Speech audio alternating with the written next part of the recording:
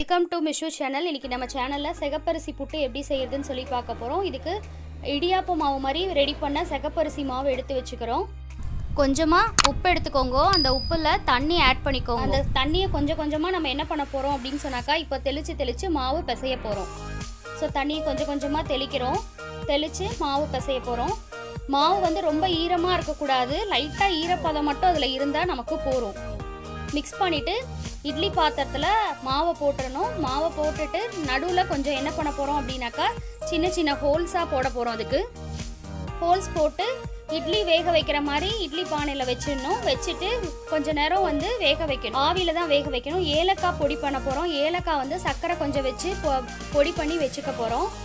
இதில் நாங்கள் ஆர்கானிக் சிகப்பரிசி மாவு யூஸ் பண்ணியிருக்கோம். உங்களுக்கு இந்த மாவு வேணும்னாக்கா ஐகார்டில் கான்டாக்ட் டீட்டெயில் தரோம்.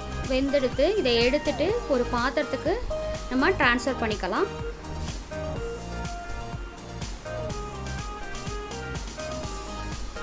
ட்ரான்ஸ்ஃபர் பண்ணியாச்சு.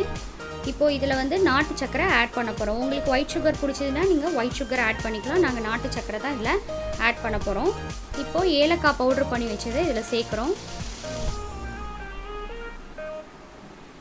தேங்காய் வந்து துருவி வச்சுருக்கா, அதை கொஞ்சம் போடுறா. கீ கொஞ்சம் ஆட் பண்ணுறோம். ஸோ இப்போ இது எல்லாத்தையும் மிக்ஸ் பண்ண போகிறோம்.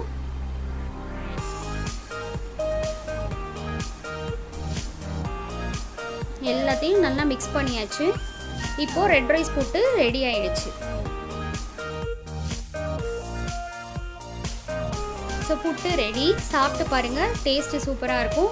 ட்ரை பண்ணி பார்த்துட்டு உங்கள் கமெண்ட்ஸ் எனக்கு சொல்லுங்கள். பாய். மறக்காம மிஷு சேனலை சப்ஸ்கிரைப் பண்ணுங்க.